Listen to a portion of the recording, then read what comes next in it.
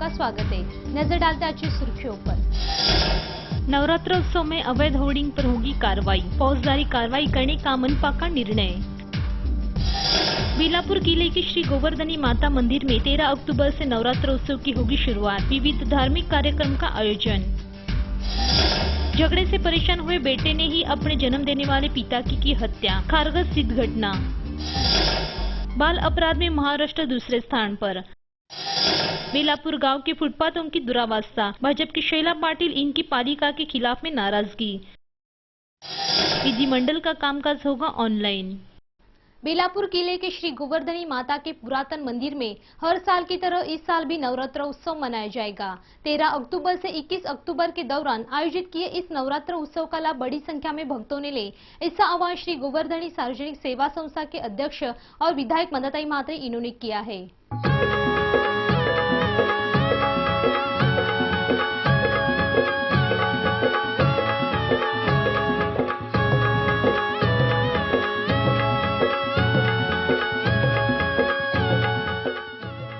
बेलापुर किला के श्री गोवर्धनी माता के पुरातन मंदिर में हर साल की तरह इस साल भी नवरात्र उत्सव मनाया जाएगा। 13 अक्टूबर से 21 अक्टूबर के दौरान इस नवरात्र उत्सव का आयोजन मंदिर में किया गया है। बेलापुर किला का श्री गोवर्धनी माता का मंदिर ये 250 से 300 साल पुरातन है। पेशवाई के कालावधि में इस मंदिर की प्राण प्रतिष्ठापना की गई है। ये मंदिर दाक्षिणात्य स्वरूप में बनाया गया है। पूरे पंचक्रोशी में श्री गोवर्धनी माता की ख्याति आम जनता में है। मंगलवार 13 अक्टूबर से श्री गोवर्धनी माता मंदिर में नवरात्र उत्सव का प्रारंभ हो रहा है। इस दिन सुबह 6 से 7 के दौरान माता का अभिषेक किया जाएगा। सुबह 8 से 9 के दौरान माता की घट स्थापना और उसके बाद आरती की जाएगी। हर रोज सुबह और शाम 7:30 बजे देवी की आरती की जाएगी। 20 अक्टूबर को शाम 4 बजे महिलाओं के लिए हल्दी कुमकुम का समारंभ और सांस्कृतिक कार्यक्रम का भी आयोजन किया जाएगा। 21 अक्टूबर को सुबह 7 बजे नवचंडी होम होगा और दोपहर 1 बजे महाप्रसाद का भी मंदिर में आयोजन किया जाएगा। जिन भक्तों को अभिषेक और नवचंडी होम करना हो तो 7738729258 इस क्रमांक पर संपर्क कर सकते हैं। इस नवरात्र उत्सव में सभी भक्त ने बड़ी संख्या में उपस्थित रहकर दर्शन का लाभ ले, ऐसा आह्वान श्री गोवर्धनी सार्वजनिक सेवा संस्था के अध्यक्ष और विधायक मदताई मात्रे इन्होंने किया है। Bureau report MVTV।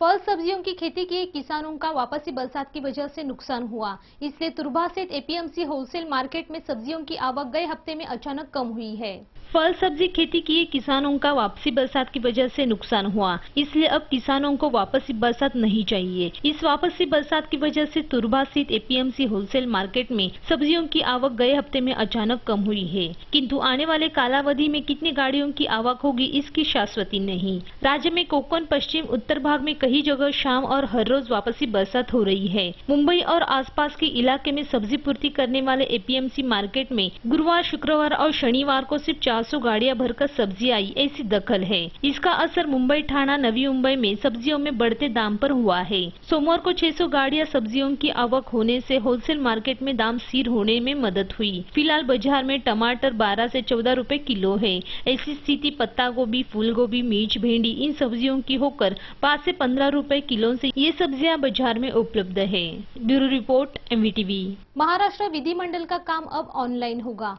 विधानसभा और विधान परिषद के भाषण प्रोसीडिंग के स्वरूप में एक क्लिक पर उपलब्ध होकर अब विधायकों को अपने सवाल लक्ष्यवेधी विधिमंडल सचिवालय के पास देने की जरूरत नहीं होगी।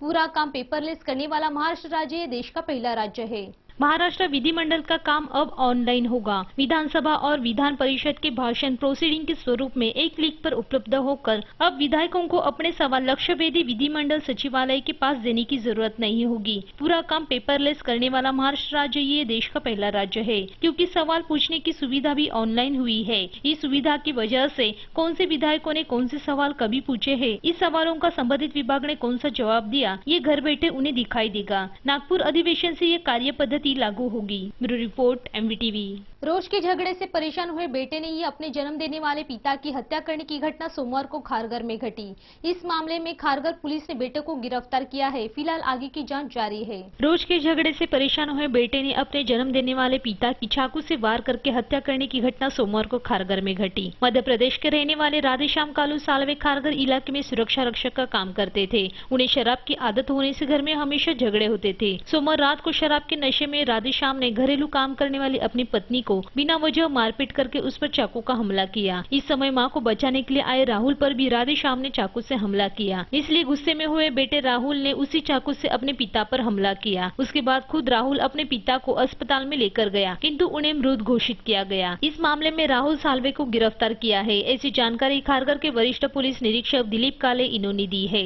मुलगा भांडण सोडत असताना राधेश्याम हे मुलाला सुद्धा चावले। त्या गडबडीमध्ये जमिनीवर पडलेला चाकू राहुलनं म्हणजे मुलानं तो उचलला आणि वडिलाला 3 ठिकाणी स्टॅबिंग केली। वडील रक्ताच्या थाळ्यात पडले। ह्या नातेवाईकांनी त्यांना मिळून बाजूच्या संजीवनी हॉस्पिटलमध्ये उपचारासाठी त्यांना घेऊन गेले। डॉक्टरांनी तपासला असता ते मयत झाल्याचे डॉक्टरांनी सांगितले। इस मामले की अधिक जांच जारी है।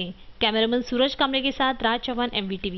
नवरात्रोत्सव कालावधि में होर्डिंग पर लगाम लगाने का निर्णय महानगर पालिका ने लिया है। उसके अनुसार बिना परमिट होर्डिंग लगाने वालों पर डायरेक्ट कार्रवाई की जाएगी। कोर्ट की मार्गदर्शक सूचना के अनुसार ये कार्यवाही होगी।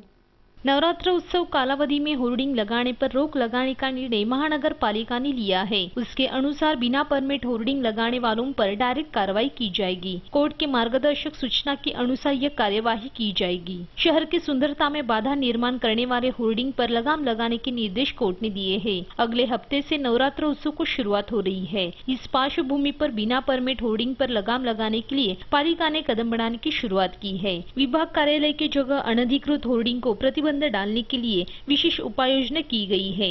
नवरात्र उत्सव में स्वागत प्रवेश द्वार, बड़े बड़े होर्डिंग और अन्य विज्ञापन लगाना देने का निर्णय प्रशासन ने लिया है। नियमों का उल्लंघन किया तो संबंधितों के खिलाफ में गुना दाखिल किया जाएगा। Bureau report, MVTV। बाल अपराध में हर साल वृद्धि होकर देश में मध्य प्रदेश और महाराष्ट्र में सर्वाधिक बाल अपराध पर गुना दाखिल हुए हैं और देश में गंभीर गुनाहों के प्रकार में सर्वाधिक बाल अपराधों को बलात्कार के गुनाह में गिरफ्तार किया गया है। बाल अपराध में हर साल वृद्धि होकर देश में मध्य प्रदेश और महाराष्ट्र में सर्वाधिक बाल अपराधों पर गुना दाखिल हुए हैं और देश में गंभीर गुनाहों के प्रकार में सर्वाधिक बाल अपराधों को बलात्कार के गुनाह में गिरफ्तार किया गया है। देश के अपराधों की जानकारी पेश करने वाला नेशनल क्राइम रिकॉर्ड ब्यूरो 2014 का अहवाल हाल ही में पेश हुआ। इस अहवाल से बाल अपराध का बढ़ता प्रमाण दिखाई दिया। देश में 2012 में 27,936 बाल अपराधों पर गुना दाखिल किए गए थे। उसमें वृद्धि होकर 2014 में 33,526 बाल अपराधों पर गुना दाखिल हुए हैं। देश में बाल अपराध पर मध्य प्रदेश में 6,346 सर्वाधिक गुना दाखिल हुए हैं। उसके बाद महाराष्ट्र में 5,175 बाल अपराधों पर गुना दाखिल है, तो बिहार में 4,044 गुना दाखिल है। उत्तर प्रदेश बाल अपराध में चौथे स्थान पर है। इस संख्या में बदलाव लाने के लिए और प्रयास होने की जरूरत है। Bureau report, MVTV। नागरिकों की सुविधा के लिए हुए फुटपाथ की दुरावस्था हुई है। बेलापुर गांव के फुटपाथ पर गड्ढे पड़े हैं, किंतु पालिका प्रशासन का इसके और दुर्लक्ष्य होने से भाजपा की शैला पाटिल इन्होंने नाराजगी व्यक्त की है। बेलापुर गांव के फुटपाथ पर गड्ढे पड़े हैं। नागरिकों की सुविधा के लिए हुए फुटपाथ की दुरावस्था होने से नागरिकों में नाराजगी है। निकृष्ट दर्जे के काम की वजह से इस फुटपाथ की दुरावस्था हुई है। फुटपाथ पर के गटर भी खुले हैं, इसलिए रात के समय में इस गटर में पैर जाकर दुर्घटना होने की संभावना है। इस जगह हुए MSCB के DP बॉक्स भी खुले होने से बिजली का झटका लगकर दुर्घटना होने का डर है। बेलापुर गाँव के विविध समस्या के बारे में भाजपा की शैला पाटिल इन्होंने नाराजगी व्यक्त की है। पालिका प्रशासन बेलापुर के नागरिकों की जान से खिलवाड़ कर रही है, ऐसी भावना इन्होंने व्यक्त की है। पालिका ने इस समस्या की और गंभीरता से समय पर ध्यान दे, ऐसी मांग भी शैला पाटिल इन्होंने की है। बेलापूर संपूर्ण डेंग्यूने भरलेला आहे। तुम्ही सगळीकडे जर चौकशी केली तर जिथे तिथे डेंग्यूचे रुग्ण आढळतील। आमच्याच घरात हे आमच्या बिल्डिंगमध्ये 7-8 रुग्ण झाले आणि आजूबाजूला तर भरपूरच झाले।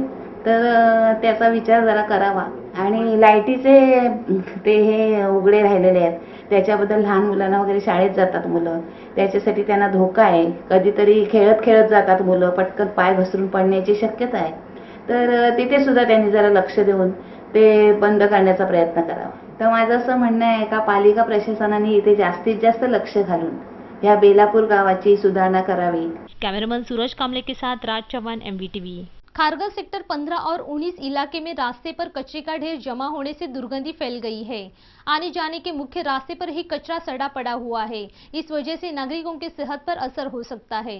खारगल सेक्टर 15 और 19 इलाके में गए कई दिनों से कचरे की समस्या सता रही है। रास्ते में कचरे का ढेर जमा होने से दुर्गंधी फैल गई है। इस वजह से नागरिकों की सेहत पर असर हो सकता है। ये कचरा कुत्ते इधर उधर फैला रहे हैं। आने जाने के इस मुख्य रास्ते पर अनेक दिनों से कचरा सड़ा पड़ा हुआ है। इस वजह से इलाके में दुर्गंधी फैल गई है। अधूरे कूड़ादानी की वजह से ये कचरा बाहर जमा पड़ा है। ये परिस्थिति नवी मुंबई के अन्य विभाग में भी सता रही है, परंतु पालिका प्रशासन इसके और नजरअंदाज कर रही है। प्रणीत कापसे, MVTV। मुंबईकरों के सुसह्य सफर के लिए मेट्रो रेलवे प्रकल्प के दहिसर चारकोप बैंड्रा मानखुर इस मार्ग के पहले पड़ाव के और दहिसर DNA नगर और अंधेरी पूर्व से दहिसर पूर्व इन दो मार्ग पर के काम को और उसके लिए अपेक्षित 12,618 करोड़ रुपयों के खर्च को मंगलवार को राज्य मंत्रिमंडल ने मान्यता दी है। मुंबईकरों के सुसह्य सफर के लिए मेट्रो रेलवे प्रकल्प के दहिसर चारकोप बैंड्रा मानखुर इस मार्ग के पहले पड़ाव के और दहिसर DN नगर और अंधेरी ईस्ट से दहिसर ईस्ट इन दो मार्ग के काम को और उसके लिए अपेक्षित 12,618 करोड़ रुपयों की खर्च को मंगलवार को राज्य मंत्रिमंडल ने मान्यता दी है। दो मार्ग पर के ये प्रकल्प मार्च 2019 तक पूरे किए जाएंगे। इन दो मार्ग पर के मेट्रो सफर के लिए 10 से 30 रुपयों तक माफक किराया वसूल किया जाएगा। मुंबई की वाहतुक व्यवस्था में बदलाव लाने के लिए मुंबई मेट्रो रेलवे प्रकल्प की 172 किलोमीटर दूरी की रूपरेखा तैयार की गई है। यह रूपरेखा पूरी लागू करने के लिए बहुत कालावधि लगेगा। इसके लिए उसका प्राधान्य क्रम तय करके 7 प्रकल्प तुरंत लागू करने का तय किया गया है। Bureau report, MVTV news channel की खबरें आप YouTube पर भी देख सकते हैं media.mvtv इस लिंक के जरिए, या आप हमें 27571494 इस दूरध्वनि क्रमांक पर भी संपर्क कर सकते हैं, या प्रतिक्रिया के लिए mvtvnews@gmail.com इस ईमेल ID पर भेज डाल सकते हैं। आज के समाचार में इतना ही, फिर मिलते हैं अगले समाचार में, तब तक के लिए नमस्कार।